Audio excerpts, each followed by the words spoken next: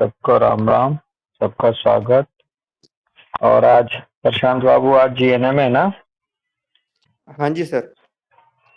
GNM में जो है नया चैप्टर शुरू होगा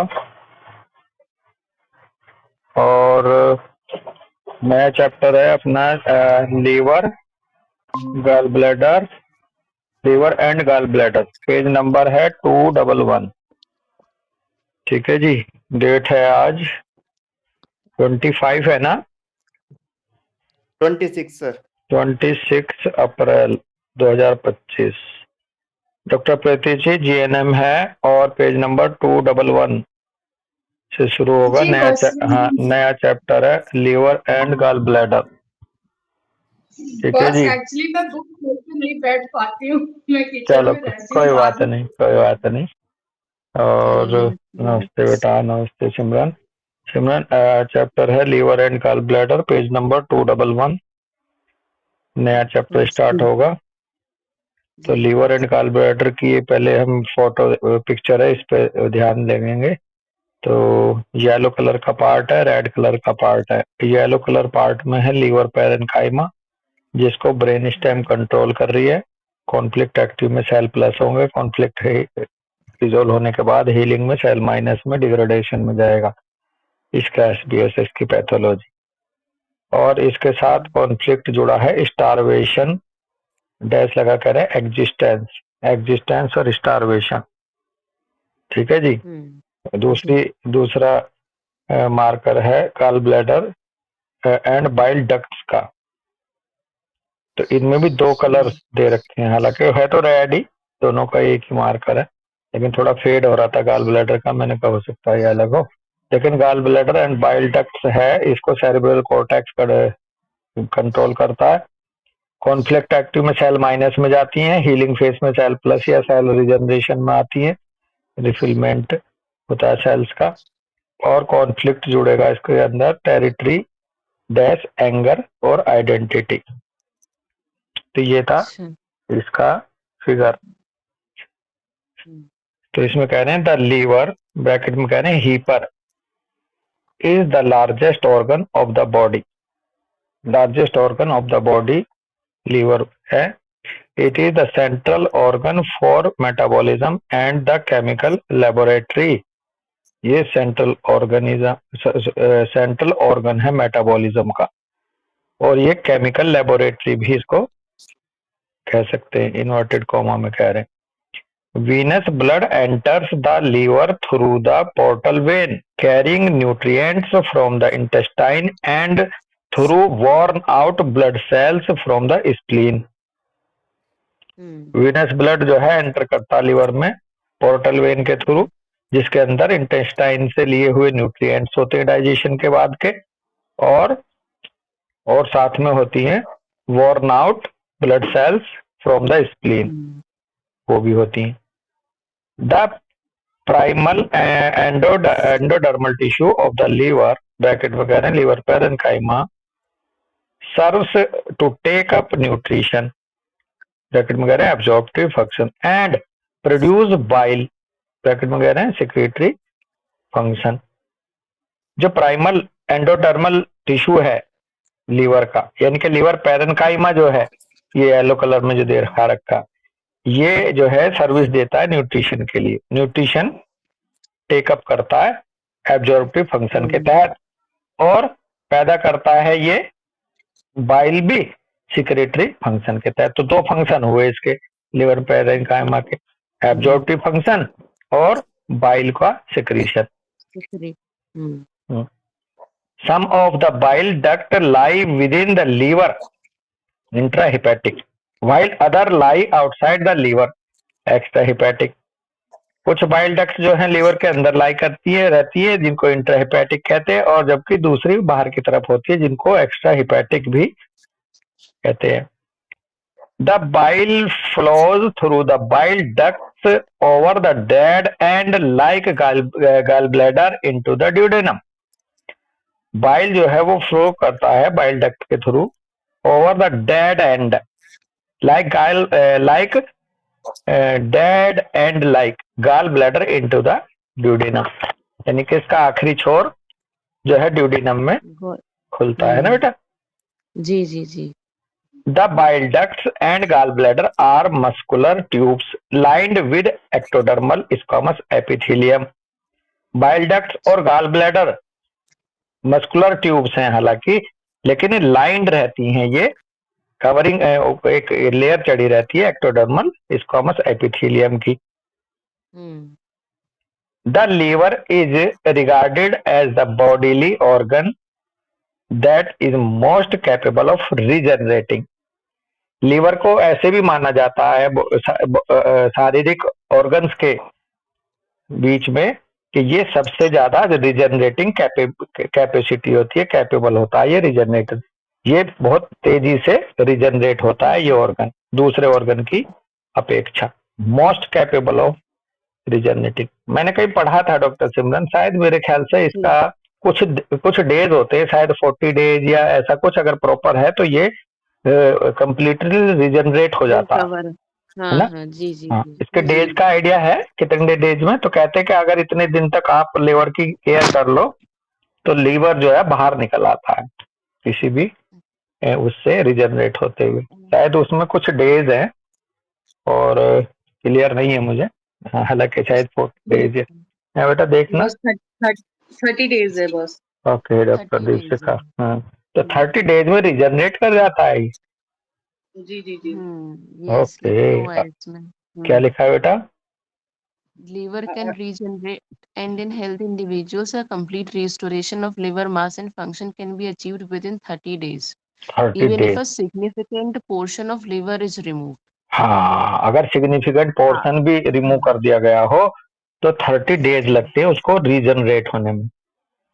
हाँ जी, है ना, तो कितना अपने आप में इसके अंदर एक क्षमता दी है भगवान ने।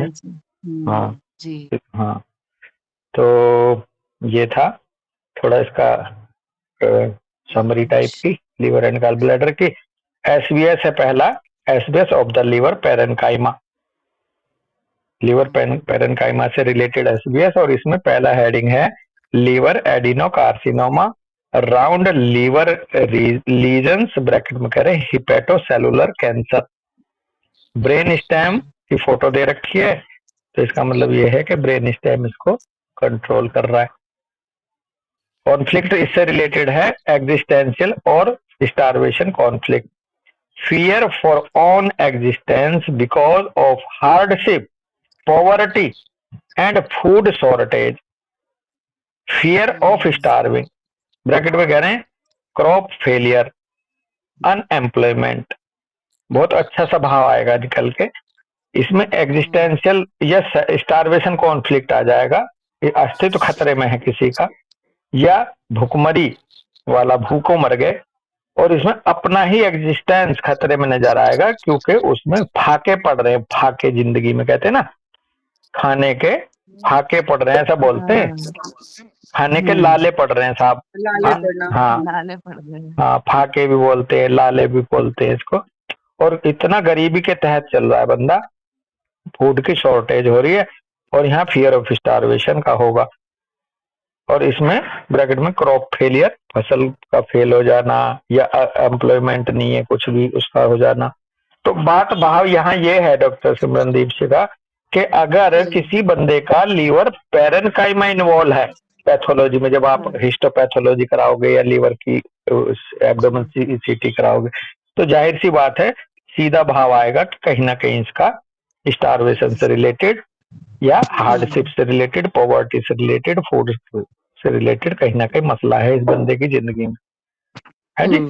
हाँ, अगर पेरेन्काइमल टिश्यू इन्वॉल्व है। एग्जाम्पल में कह रहे हैं this conflict is often the result of A diagnosis of colon cancer. ये कॉन्फ्लिक्ट अक्सर डायग्नोसिस जब बनती है कॉलन कैंसर की, उसके बाद ये कॉन्फ्लिक्ट से बंदा सफर कर जाता है। अब देखो इसमें दो तरह से आएगा ये स्टारवेशन, एक तो बाहर से अनएम्प्लॉयमेंट है, न्यूट्रिशन नहीं मिल रहा बाहर से, शॉर्टेज है फूड की, या जो ऑर्गन एब्जॉर्ब करता है बॉडी का, जैसे कॉलन है एब्जॉर्ब करता है, अब वो उसमें कोई पैथोलॉजी आ गई, अब खाना तो आ गया बाहर से खूब है, भरा पूरा है घर में, खूब खाने को है, लेकिन अंदर आगे पचाने forward पचाने वाला ऑर्गन धोखा दे गया, तो यहाँ भी इस स्टारवेशन वाली कैटेगरी का ही कॉन्फ्लिक्ट आएगा। ऐसा नहीं कि जी। बाहर से ही लाले पड़ रहे हों। बात यह है कि यदि किसी को कोलन कैंसर डायग्नोसिस हो गया, जाहिर सी बात है अब डाइजेशन होगा कहाँ, एब्जॉर्प्शन होगा कहाँ, हम्म। तो उधर से भी ये कॉन्फ्लिक्ट आ जाता है। मैनी पेशेंट्स बेटा ये वही बॉस ऐसे ही रीजन हो गए जैसे हम intra hepatic extra hepatic reasons पढ़ते थे ना, हाँ वैसे ही मान लीजिए कि रीजन भले ही चाहे आगे कोलोन कैंसर का हो, हाँ बट उधर एब्जॉर्प्शन नहीं हो पाएगा तो एक्स्ट्रा हाँ हेपेटिक कॉज हो गया। हाँ, नेट नेट परिणाम निकल रहा है खाना ना मिलना, हाँ न्यूट्रिशन जी ना जी मिलना। जी। कोई भी ऐसी पैथोलॉजी जिसका नेट परिणाम, नेट रिजल्ट निकले कि वो खाना नहीं बॉडी ले पाएगी, तो वो इस कॉन्फ्लिक्ट के तहत जा सकती है। जी जी जी। Many patients believe that they will starve because of colon cancer and goes to growth of circular hepatic lesions in the active phase, tubercular degradation in the healing phase. काफी पेशेंट जो हैं उनका ये मानना होगा कि वह अब कोलन कैंसर की वजह से अब स्टारवेशन में, अब तो मेरा खाना पचेगा ही नहीं, उसे ना भी लगेगा तो उसकी सबकॉन्शियस बॉडी ले लेगी इसको कई बार, है जी। हाँ कोलन कैंसर की वजह से ऑटोमेटिक ही बॉडी ये ले लेगी, अब न्यूट्रिशन तो मिलना नहीं, तो इसलिए जो है सर्कुलर हेपेटिक लीजन्स के रूप में ग्रोथ हो जाएगी एक्टिव फेज में, और ट्यूबरकुलर डिग्रेडेशन होगा फिर उसका हीलिंग फेज में। तो लीवर के अंदर जो कोई ग्रोथ हो रही है, तो अब ये जो जी। लीवर एब्सिस जिसको बोल देते हैं, कहीं ऐसा तो नहीं कोई हीलिंग के दौरान उसका ट्यूबरकुलर डिग्रेडेशन है किसी सर्कुलर हेपेटिक लीजन का, हीलिंग पहले ग्रोथ हुई होगी, फिर बाद में हाँ वो और अब हीलिंग हीलिंग में वो एब्सिस के रूप में कन्वर्ट हो ही जाना है फिर। बना।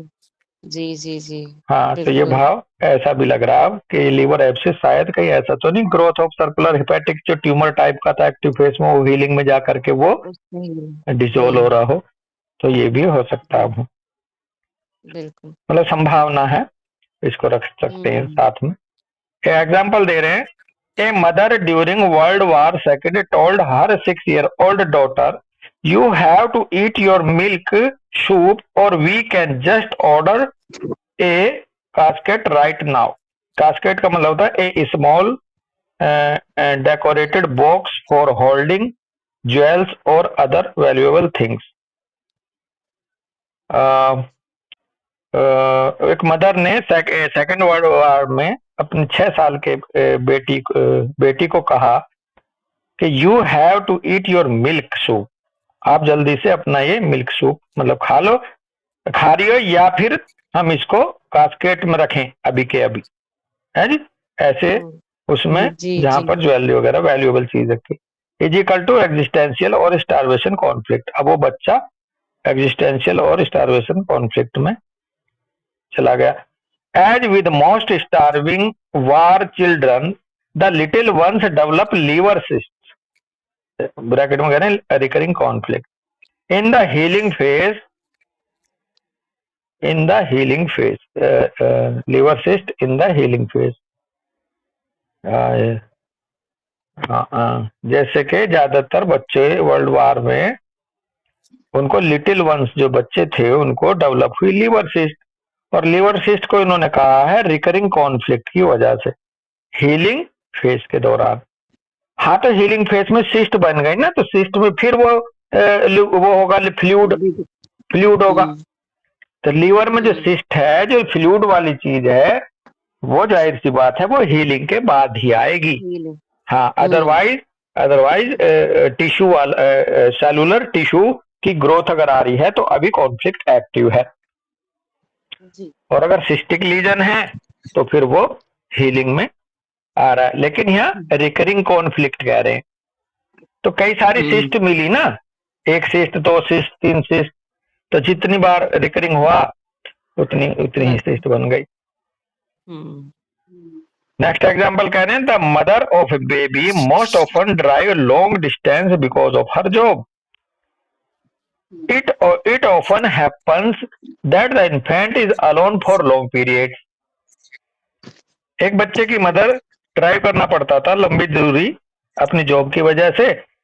और अक्सर ऐसा होता था कि बच्चा अकेला रहता था लंबे समय तक। फॉर लोग it often happen that the infant is alone for long period. बच्चा अकेला रहता था घर पे, या माँ से अलग रहता था, हो जाता था उस समय के लिए। This causes him to suffer an existential और स्टारवेशन कॉन्फ्लिक्ट। जो ऑफिशियल जॉब करती हैं जो मदर्स, जो कई कई घंटे 8-8 10-10 घंटे की ड्यूटी जाते हैं सुबह बच्चे को छोड़ के, तो हो सकता है कि उनको, बच्चों को ये स्टारवेशन या एग्जिस्टेंशियल कॉन्फ्लिक्ट के शिकार हो जाए। मैंने एक बहुत अच्छी सी खबर पढ़ी थी 2-3 साल पहले, जो गूगल का जो ऑफिस है ना, शायद अमेरिका में कहूँ, तो डॉक्टर दीपिका सिमरन, उन्होंने कुछ ऐसी व्यवस्था की हुई है कि वहाँ वर्किंग मदर अपने बच्चों को साथ ले जा सकती है। तो वहाँ उनके लिए क्रैच, हाँ क्रैच, इंडिया में भी। अच्छा इंडिया में भी है अब ये, तो वहाँ क्रैच ये है। हस्बैंड, हाँ हाँ जी जी जी जी। तो वो बीच बीच में उनको समय दिया जाता है कि आप ब्रेक लेके अपने बच्चे को हैंडल करो, दूध दूध पिलाओ, और पूरा घरेलू माहौल ऑफिस दे रहा था गूगल। और तो मेरे को कोई पता नहीं, मैं बड़ा इम्प्रेस हुआ। मैंने कहा ये तो बहुत अच्छा है। बड़ों के लिए जिम भी था, साइकिलिंग भी थी, स्विमिंग भी थी, ऐसा कुछ माहौल उन्होंने अपने वर्किंग ऑफिस एरिया में उन्होंने क्रिएट किया हुआ था। क्या कह रहे थे? HCL में भी, हस्बैंड के ऑफिस में भी ऐसे ही है। हाँ वो पूरा प्रॉपर क्रैच है, और हर एक 1-2 घंटे में मदर्स जा सकती हैं बच्चों के लिए खेलने के लिए भी, वो स्पेस रहता है। हाँ और मतलब बड़ों के लिए भी वैसे ही है। हाँ लेकिन क्या प्रोजेक्ट ही ऐसे आते हैं कि मतलब हाँ फीमेल छोड़ के नहीं जा सकती, बट हाँ क्रैच है और सारी सुविधाएं भी होती हैं। हाँ, और वो बेसिकली इस वाले पार्ट को पूरा करने के लिए उन्होंने बड़ी अच्छी वो करी है, जिससे काम की एफिशिएंसी भी बनी रहेगी बंदे की, और वो मतलब फेड अप नहीं होगा। जी जी जी जी। नेक्स्ट एग्जांपल है, a rich patient hire a cook for her household, since the patient is always interfering with her cooking, the cook quits her job. The next cook also quits after just a short time. एक धनी व्यक्ति ने higher किया एक cook को अपने घरेलू कामों के लिए। चूंकि ये पेशेंट जो है ये इंटरफेयर करता था कुकिंग के वक्त, उस कुक को बार बार उसको टोका टोकी करता था, तो उसने जॉब छोड़ दी। और दूसरे कुक ने भी ऐसे ही छोड़ दी थोड़े समय में। One day just before a big dinner party another cook quits. एक दिन कोई बड़ी डिनर पार्टी थी, तो एक दूसरे कुक ने भी अचानक क्विट कर दिया, छोड़ दिया। Who is going to cook now for all these people? अब इन लोगों के लिए खाना कौन बनाएगा? उस बंदे को ये कॉन्फ्लिक्ट आया, इसकी वजह से स्टारवेशन कॉन्फ्लिक्ट में चला गया ये rich patient.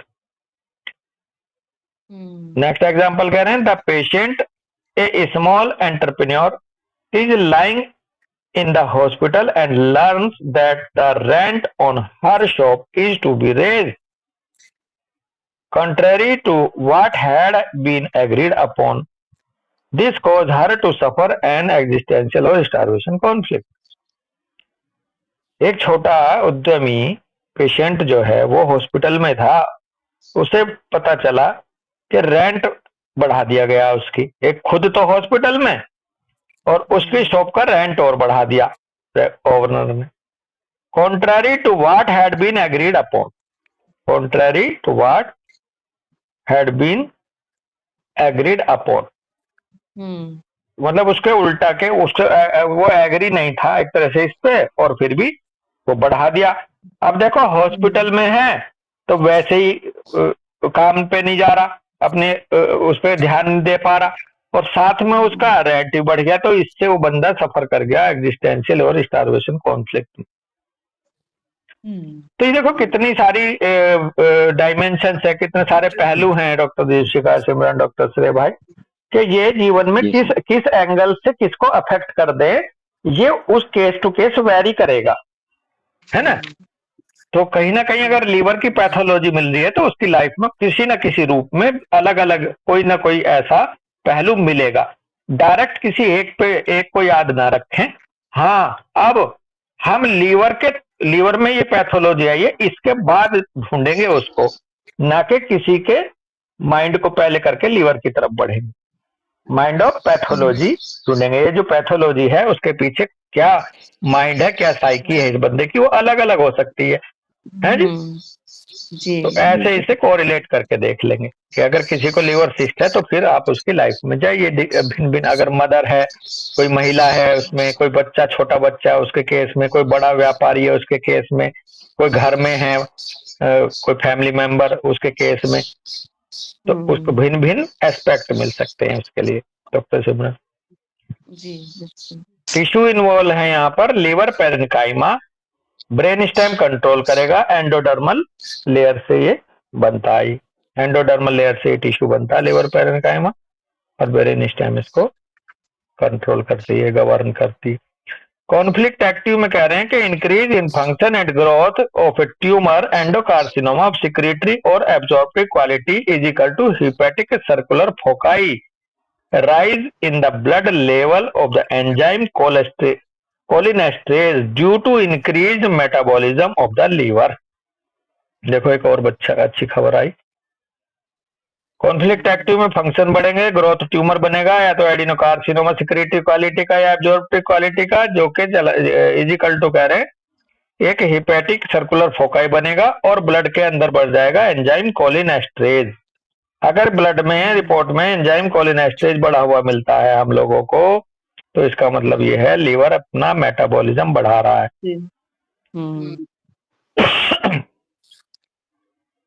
A single bracket में कह रहे हैं solitary circular lesion appears by an existence और starvation conflict substituting for another person. क्या बात है। A number of round liver region appear if the conflict affect one self. ये lungs की तरह बात आ गई डॉक्टर सिमरन। जी है बिल्कुल जी बिल्कुल। हाँ, अगर सोलिटरी सर्कुलर सिंगल लीजन है तो एग्जिस्टेंस किसी दूसरे जो जुड़ा है व्यक्ति मेरे से संबंधित, उससे दिक्कत, उसके स्टारवेशन, उसके एग्जिस्टेंस का खतरा यदि मुझे हो गया तो तब मेरे सिंगल सर्कुलर लीजन बनेगा। और यदि मेरे सेल्फ को लेकर के मेरे एग्जिस्टेंस पे बात आ गई स्टारवेशन को लेकर के, तो मल्टीपल फोकाई मिलेंगे, है जी। तो जी, ये लंग्स में भी कुछ ऐसा ही था उस दिन जब बात चल रही थी। इवन मेरे ख्याल हाँ से बेटा, थोड़ा सा कंफ्यूजन भी हो रहा था ना, लेटर ऑन यहाँ पे आ गया था कि सिंगल सॉलिटरी सेल्फ के लिए बोल रहे थे अमित बॉस और मल्टीपल दूसरे के लिए बोल हाँ रहे थे, हाँ बट हाँ वो बाद में कंफ्यूजन थोड़ा बहुत नहीं था, बहुत बड़ा था। हाँ हाँ जी खाली तो अब सारे के सारे लोग यही कहते कि अजय भाई ने भी वही बोला था, हम लोगों ने लिखा उस दिन मैं अकेला खड़ा था जंगल में। लेकिन हाँ। बॉस जो अभी बताया गया है ना बड़े सर के द्वारा, वो केस में अगर आप पूछेंगे तो हम मेरी नॉलेज में भी ऐसी था कि सिंगल सेल्फ के लिए होता है और मल्टीपल दूसरे के लिए, बट वो बुक में आने के बाद करेक्ट किया। हाँ चलो खैर, कुल मिला के अब इससे और डबल सपो वो जी अब डबल सपोर्ट आ गया जी।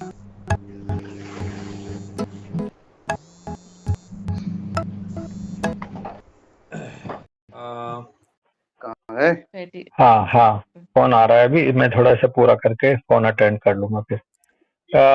फैटी लीवर के कह रहे हैं हीपर एडिपोस्टम बोलते हैं, an SBS of the alpha cells of the islets of Langerhans can probably cause fat storage in the hepatic cells, which would reflect the biological meaning of an existential threat. Possibly, though it is just the sugar relay that is responsible for the fatty liver. Fatty liver के लिए कह रहे हैं कि एक ऐसा SBS alpha cells का है इजलेट ऑफ लैगरहैंस में, जो प्रोबेबली कोज बनता है फैट शॉर्टेज का, फैट स्टोरेज का हेपेटिक सेल में, which would reflect the biological meaning of N existential threat, जहां पर एग्जिस्टेंशियल थ्रेट से रिलेटेड कोई बायोलॉजिकल मीनिंग निकलता है फैटी लीवर का। Possibly the it is just sugar relay, ये शुगर रिले जो हमारा होता है, जो शुगर को कंट्रोल करता है, वो रेस्पॉन्सिबल होता है जनरली फैटी लीवर के लिए। तो जिन लोगों को फैटी लीवर, अच्छा ब्लड शुगर के पेशेंट को हो सकता है फिर फैटी लिवर जरूर मिले पैरेलल, है जी। बायोलॉजिकल मीनिंग में कह रहे हैं with more liver cells of absorptive quality the food can be sucked up utilise better. Biological meaning है कि लीवर की ज्यादा से ज्यादा सेल एब्जॉर्प्टिव क्वालिटी की तैयार की जाए ताकि फूड को सक्ड अप किया जाए, यूटिलाइज किया जा सके ढंग से। With more liver cells of secretory quality more bile can produced with which the food can be digested better. This situation goes to both tumor helps to avoid starvation और ensure existence। मकसद सिर्फ दोनों की बातों का एक ही है कि ट्यूमर का ये मददगार होते हैं, दोनों मदद के लिए लाती है बॉडी ताकि अवॉइड किया जा सके स्टारवेशन या और पुख्ता किया जा सके, इंश्योर किया जा सके कि भाई तेरा एग्जिस्टेंस खतरे में नहीं है। हीलिंग फेस में कह रहे हैं normalization of function, tuberculosis, degradation of the tumour via fungi और फंगल बैक्टीरिया यानी कि माइक्रोबैक्टीरिया। हेपेटाइटिस होगी हीलिंग में, स्वेलिंग ऑफ द लिवर होगा, पेन होगा, नाइट स्वेट होगा, फीवर आएगा। If no bacteria are present encapsulation और डिस्कनेक्शन फ्रॉम मेटाबॉलिज्म। अगर बैक्टीरिया नहीं है तो एनकैप्सुलेशन हो जाएगा और फिर एनकैप्सुलेशन की वजह से डिस्कनेक्ट हो जाएगा वो टिश्यू मेटाबॉलिक एक्टिविटी से। हीलिंग क्राइसिस में कह रहे हैं चिल्स होगा, सीवियर लीवर पेन होगा। रिमार्क करें nowadays hepatic adenocarcinoma is most common in the famine regions of Africa. जहां जहां आप अकाल पड़ते हैं वहां पे ज्यादातर मिल रहा आजकल रियल स्टारवेशन की वजह से। In the well fed West और वेल फीड वेस्ट में मिलता। It is usually the consequence of a cancer diagnosis. देखो अफ्रीका में तो मिलेगा, भुखमरी वास्तव में है, और वेस्ट में मिलेगा इसलिए क्योंकि वहां कैंसर की डायग्नोसिस ज्यादा मिल रही है, या आमतौर पर अगर वो कैंसर की डायग्नोसिस तब मिलेगा वेस्ट में। Typical sequence of early childhood starvation conflict no satiety. और इसमें टिपिकल सीक्वेंस क्या है इसके पीछे कि भाई बचपन में कहीं ना कहीं स्टारवेशन कॉन्फ्लिक्ट का शिकार रहा बच्चा, यानी कि उसको सटाइटी नहीं हुई, वेस्ट में खास करके जहां मदर बच्चे से दूर हो जाती है। क्वेश्चन कह रहे हैं in cancer patient often age old liver cyst are interpreted as liver metastasis. सावधानी बरतें, लिवर कैंसर पेशेंट में कई बार ओल्ड एज लिवर सिस्ट में इंटरप्रेट हो जाता है लिवर मेटास्टेसिस के रूप में ये सिस्ट। थेरेपी में कह रहे हैं डिटरमाइन द कॉन्फ्लिक्ट एंड और track and if possible resolve them in real life if still active. Guiding thoughts है यहाँ आई विल लाइव, मैं जिंदा रहूंगा, मुझे जीना है। माई एग्जिस्टेंस इज सिक्योर, मेरा एग्जिस्टेंस सिक्योर है। I have enough to eat, पर्याप्त मात्रा में खाने को है। God guides me through all my difficulties, भगवान मुझे मार्गदर्शक बनेंगे मेरे हर मुश्किल में। पॉसिबली सर्जरी हो सकती है ऑफ कोर्स विदाउट कीमो और रेडिएशन। रेडिएशन और कीमो मना कर दिया, सर्जरी करा सकते हो और लीवर रीजन में जाकर इसकी रेमेडी देखेंगे। ठीक है भाई। हाँ आप लोग डिस्कस करो या तो मेरा कोई अर्जेंट फोन है, और वैसे मैं अगर आप कुछ डिस्कस करना हो कर लो, बाकी चैप्टर को ही रोकते हैं आज है बेटा। राम राम भाई सबको, सबको नमस्ते। यहाँ पर देखो